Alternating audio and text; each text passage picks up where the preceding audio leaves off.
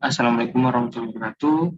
Perkenalkan, nama saya Hamam Jabir dengan NIM 011200024 dari Prodi Teknologi Pengolahan Sawit. Saya di sini akan menjelaskan tentang proposal penelitian yang berjudul Pengendalian Limbah B3 sebagai Upaya Penyelamatan Lingkungan di Lingkungan Pabrik.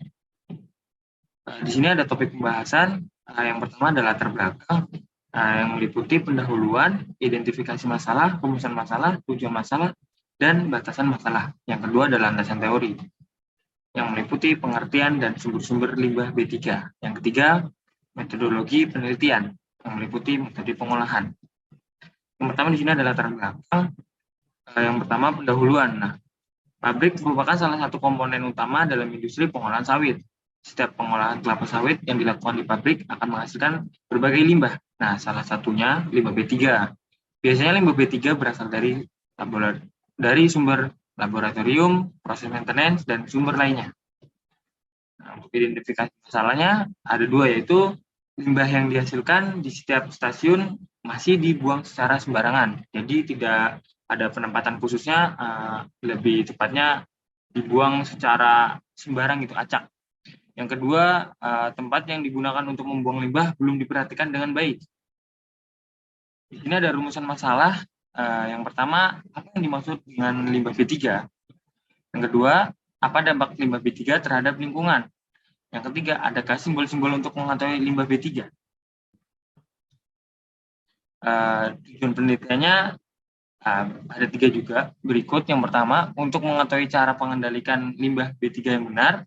Yang kedua, untuk mengetahui cara menjaga kesehatan agar terhindar dari dampak limbah B3. Yang ketiga, untuk mengetahui pengaruh limbah B3 terhadap lingkungan. Di sini ada pun batasan masalah.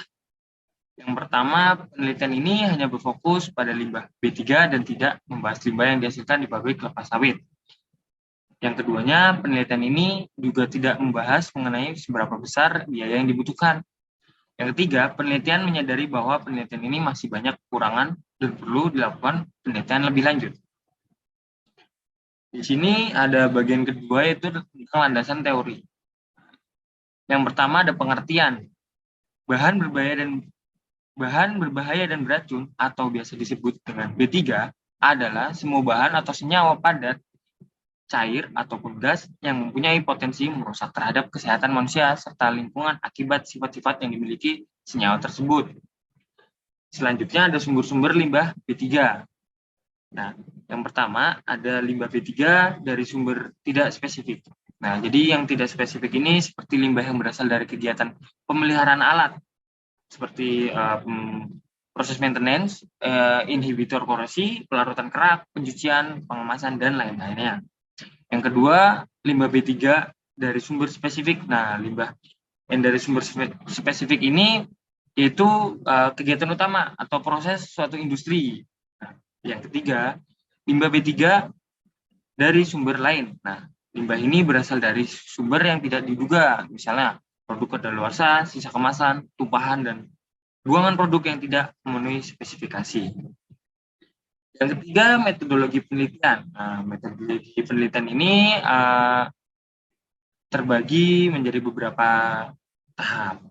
Metode pengolahan secara kimia.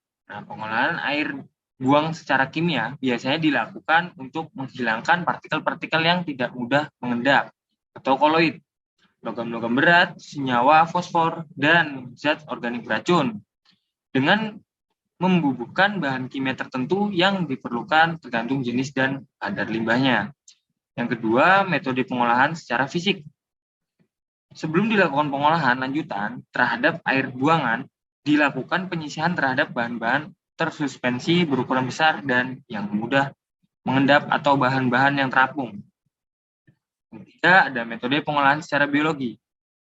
Proses pengolahan limbah B3 secara biologi yang berkembang dewasa saat ini dikenal dengan istilah bioremediasi dan fitoremediasi. Nah, bioremediasi ini adalah penggunaan bakteri dan mikroorganisme lain untuk mendegradasi atau mengurai limbah B3.